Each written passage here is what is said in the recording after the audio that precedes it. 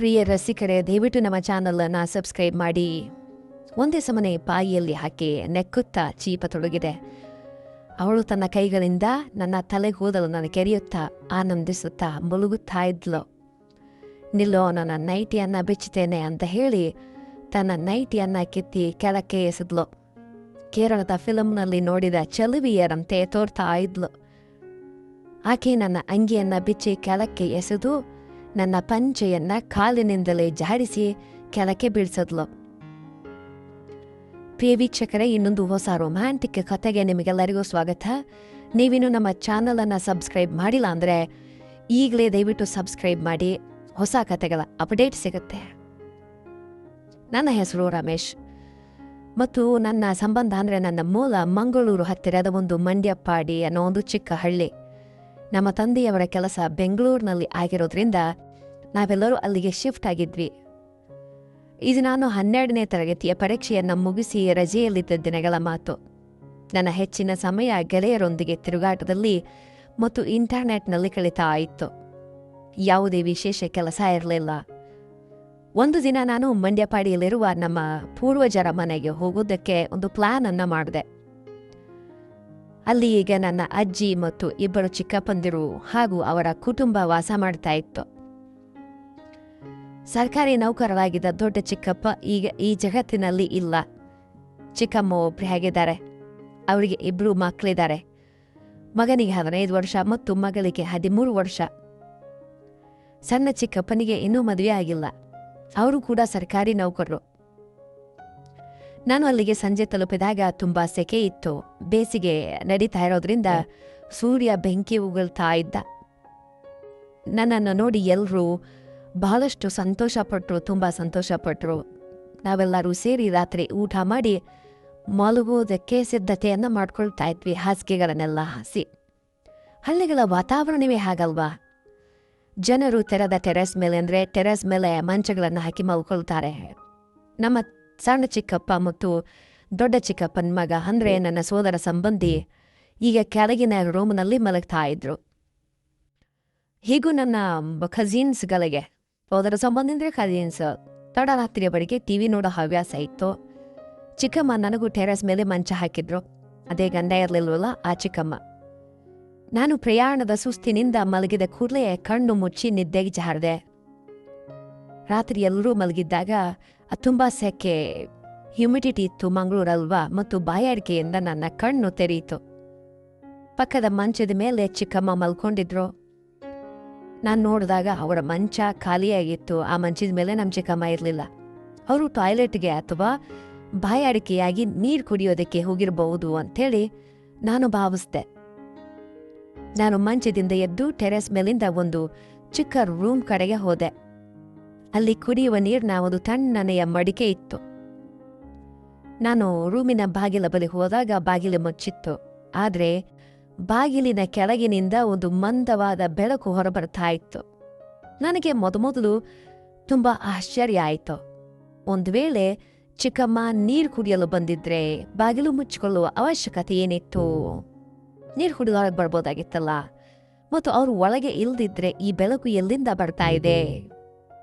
ನಾನು ಬಾಗಿಲನ್ನು ಮೆಲ್ಲಗೆ ತಳ್ಳಿ ತೆರೆಯೋದಕ್ಕೆ ಪ್ರಯತ್ನ ಮಾಡಿದೆ. ಆದರೆ ಅದು ಒಳಗಿನಿಂದ ಚಿಲಕ ಹಾಕಲ್ಪಟ್ಟಿತ್ತು. ಲಾಕ್ ಮಾಡಿದ್ರು ಒಳಗಡೆಯಿಂದ. ನಾನು ಯೋಚನೆ ಮಾಡ್ತಾ ಇರಬೇಕಾದ್ರೆ ಒಳಗಡೆಯಿಂದ ಯಾರೋ ಬಾಗಿಲ ಕಡೆಗೆ ನಡೆದು ಬರ್ತಾ ಇರುವಂಥ ಒಂದು ಶಬ್ದ ಕೇಳಿಸ್ತು. ನಾನು ಬೇಗನೆ ಅತ್ತಿತ್ತ ನೋಡಿ ಆ ರೂಮಿನ ಪಕ್ಕದಲ್ಲಿ ಹೊರಭಾಗದಲ್ಲಿ ಒಂದು ತುಳಸಿ ಕಟ್ಟೆ ಇತ್ತು. ಅದರ ಹಿಂಭಾಗದಲ್ಲಿ ಒಂದು 2-3 ಫೀಟ್ ಜಾಗ ಇತ್ತು, ಖಾಲಿ ಜಾಗ ಇತ್ತು ಅಡಕ್ಕೊಂಡು ಕೂತ್ಕೊಳ್ಳೋದಕ್ಕೆ. ನಾನು ಬೇಗ ಅಲ್ಲಿ ಹೋಗಿ ಅಡಗಿಕೊಂಡೆ.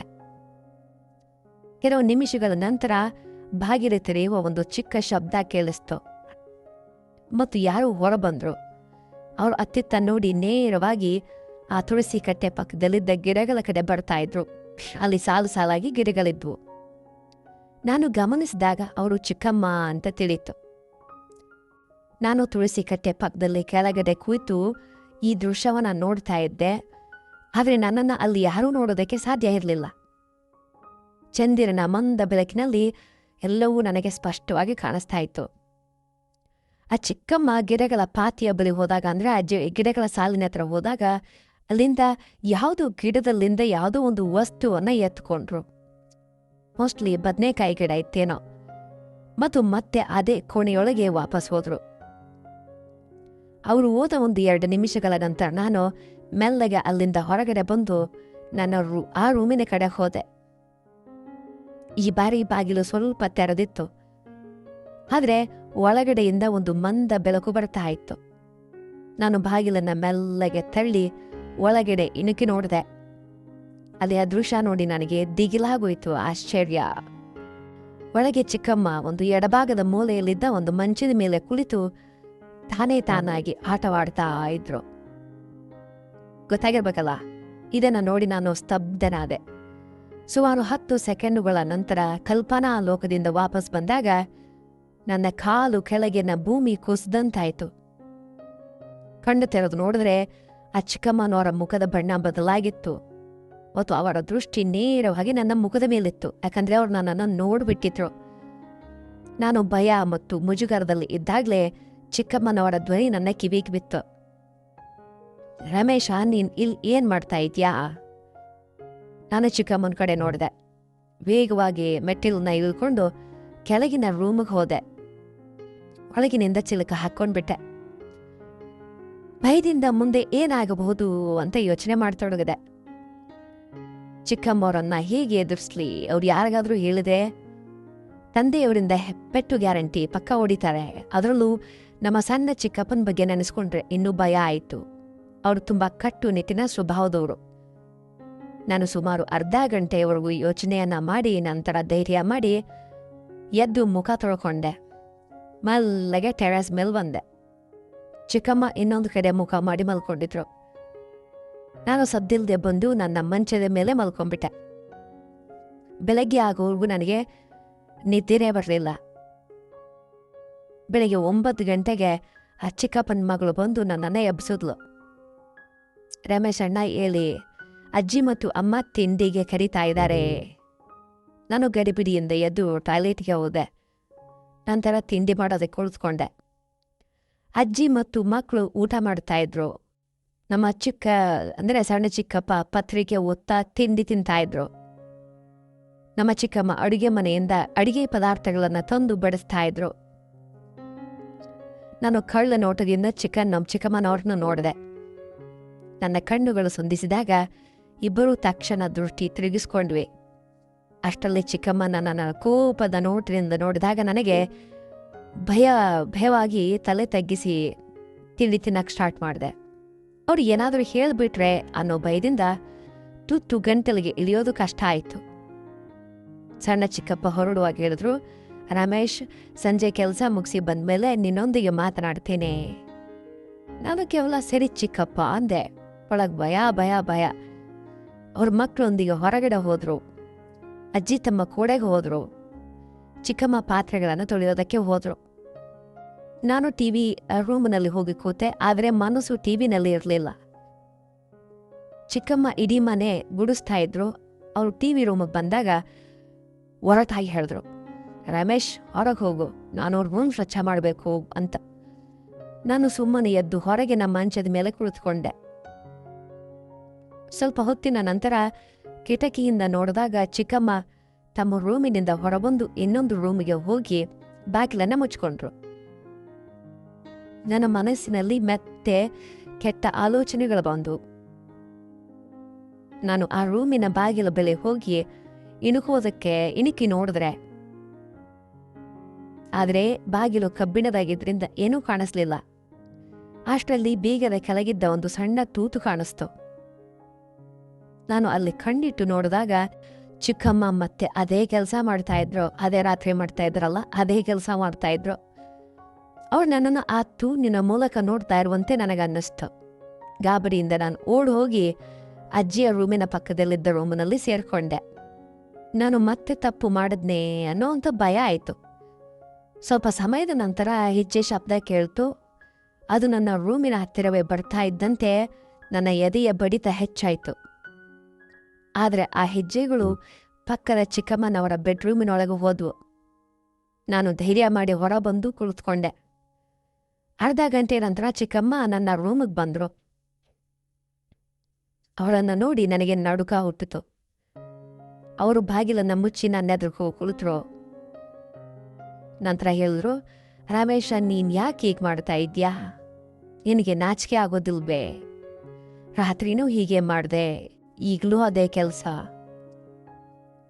ನಾನು ನಿನ್ನ ಚಿಕ್ಕಮ್ಮ, ನನ್ನ ಮೇಲೆ ನೀನು ಕೆಟ್ಟ ದೃಷ್ಟಿ ಇಟ್ಕೊಂಡಿದ್ಯೇನೋ? ನನಗೆ ಉತ್ತರ ಕೊಡೋದಕ್ಕೆ ಧೈರ್ಯ ಇರಲಿಲ್ಲ. ಅವ್ರು ಹೇಳಿದ್ರು, ಇಂದು ಸಂಜೆ ನಿನ್ನ ಚಿಕ್ಕಪ್ಪನಿಗೆ ಎಲ್ಲ ಹೇಳ್ತೇನೆ ಅಂತ. ನಾನು ತಕ್ಷಣ ಅವರ ಕಾಲಿಗೆ ಬಿದ್ದು ಸಾರಿ ಕೇಳಿದೆ, ಕ್ಷಮೆ ಯಾಚಿಸಿದೆ. ಸಾರಿ ಚಿಕ್ಕಮ್ಮ, ಇನ್ನು ಮುಂದೆ ಹೀಗೆ ಮಾಡೋದಿಲ್ಲ ಅಂತ ಬೇಡ್ಕೊಂಡೆ. ಕೊನೆಗೆ ಅವರಿಗೆ ಕನಿಕರ ಬಂದು, ಆಯಿತು, ಇವತ್ತು ಕ್ಷಮಿಸ್ತಾ ಇದ್ದೀನಿ, ಆದರೆ ಇನ್ನೊಮ್ಮೆ ಹೀಗಾದರೆ ನಾನು ಸುಮ್ಮನೆ ಇರೋದಿಲ್ಲ ಅಂತ ಹೇಳಿದ್ರು. ನಾನು ಮಾತು ಕೊಟ್ಟೆ.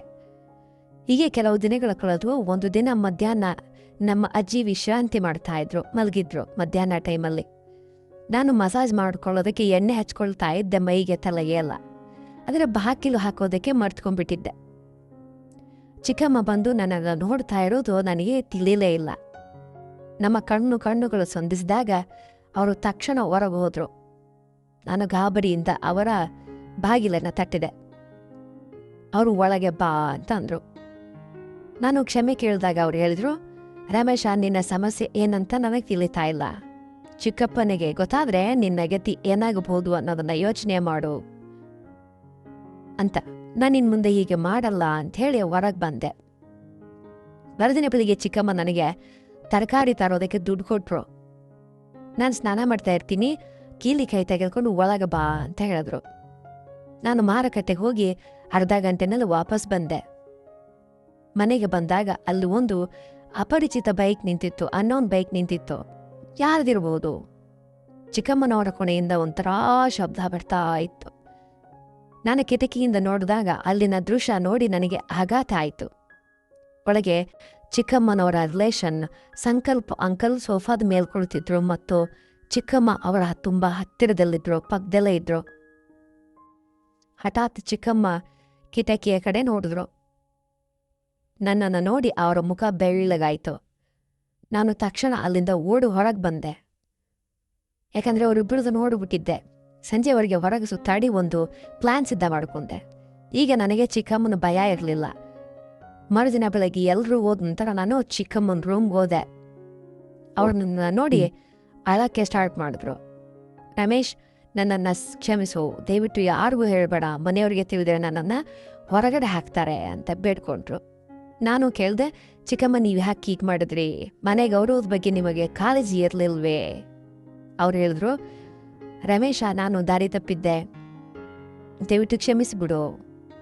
ನಾನು ಹೇಳಿದೆ, ಒಂದು ವೇಳೆ ಚಿಕ್ಕಪ್ಪ ಇದ್ದಿದ್ರೆ ನಿಮ್ಮ ಸ್ಥಿತಿ ಏನಾಗ್ತಾ ಇತ್ತು ಅಂತ. ಅವ್ರು ಮತ್ತೆ ನನ್ನ ಕಾಲನ್ನು ಹಿಡಿದು ಬೇಡ್ಕೊಂಡ್ರು.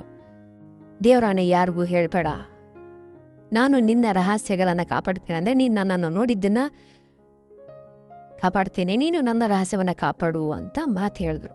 ನಾನು ಸರಿ, ಹೋಗ್ಲಿ ಬಿಡೋ ಚಿಕ್ಕಮ್ಮ ಅಲ್ವಾ ಅಂತ ಒಪ್ಕೊಂಡೆ. ಈ ಕಥೆ ಇಷ್ಟ ಆದರೆ ದಯವಿಟ್ಟು ನಮ್ಮ ಚಾನಲ್ ಸಬ್ಸ್ಕ್ರೈಬ್ ಮಾಡಿಬಿಡಿ ವೀಕ್ಷಕರೇ. ನಿಮ್ಮ ಒಂದು ಸಬ್ಸ್ಕ್ರೈಬ್ ನಮ್ಮ ಹೊಸ ಕತೆ ಬರೆಯೋದಕ್ಕೆ ಅನುಕೂಲ ಮಾಡುತ್ತೆ, ಪ್ರೋತ್ಸಾಹ ಸಿಗುತ್ತೆ. Your subscribe matters, your like matters. Thank you very much.